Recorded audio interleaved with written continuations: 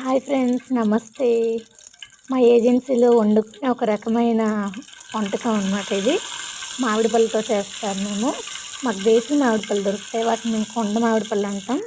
వాటి తొక్కలు తీసి ఓన్లీ పల్పు ఉంటుంది కదా, టెంకతో పాటు అది తీసుకొని దాన్ని వండుతాం. చాలా బాగుంటుంది ఫ్రెండ్స్, పుల్ల పుల్లగా తీయగా.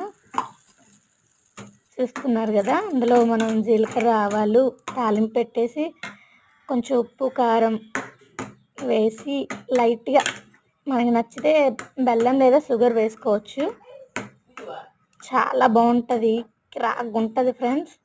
ఎప్పుడైనా మీరు ట్రై చేశారా? ఒకవేళ తిని ఉంటే కామెంట్ చేయండి ఫ్రెండ్స్. Thank you.